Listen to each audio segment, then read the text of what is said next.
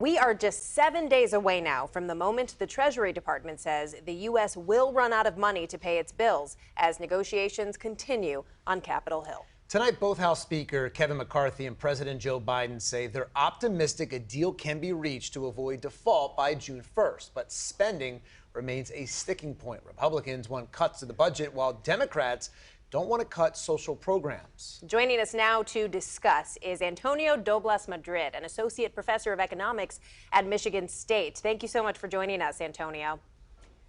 Good evening. Thank you for having me.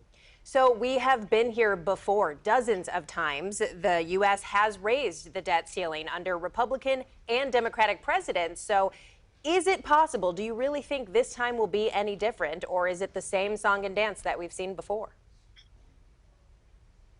I believe that the stakes are so high that I am optimistic that the worst case scenario will not materialize. But that doesn't mean that even getting close to the edge in this way is not damaging. Previous debt ceiling crises in 2011, 2013, for example, led to a downgrade of the credit rating of the United States. And that is the kind of thing that financial markets tend to remember for a long time.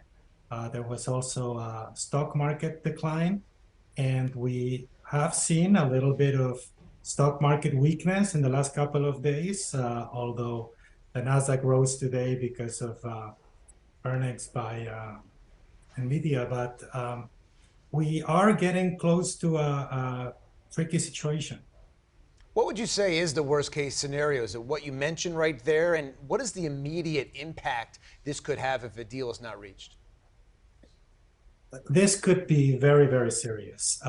We could see, if we really got to the point where the ceiling wasn't raised, the Treasury wasn't able to pay its bills, and the United States was in default, we would have a situation where the basis of the financial system would prove not to be solid. And so all kinds of banks, investment funds, insurance companies would scramble to see what to do when the contracts that they thought were safe proved not to be safe. It would be like 2008, but potentially even bigger because of the central role that treasuries play in the economy. It would be a disaster. It would be comparable to a financial earthquake. Yeah. And it would lead to a domestic downturn and damage the international prestige of the country. So in light of the pandemic, the supply chain issues, inflation, over the past year or so, we have been regularly saying in the news the phrase amid fears of a recession. Would this just officially push us over into that recession territory? Does it go from fear to inevitable at that point? Definitely. If the U.S. went into default, there would be not only a recession, but a major one, a serious one, if the situation wasn't remedied quickly.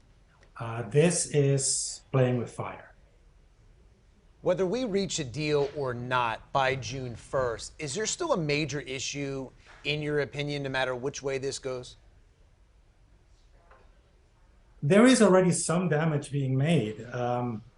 One of the ratings agencies, Fitch, has placed the U.S. on credit watch, and the 2011 downgrade already damaged the reputation of U.S. Treasury debt. We should not be getting so close to the edge or nowhere near the edge. In my opinion, observers who say that because the 2011 and 2013 crisis did not turn into massive recessions, that wasn't a big deal, I disagree. I think that even getting close is very undesirable.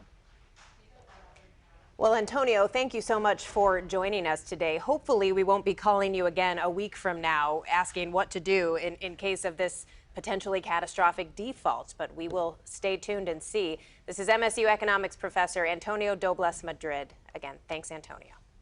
Thank you.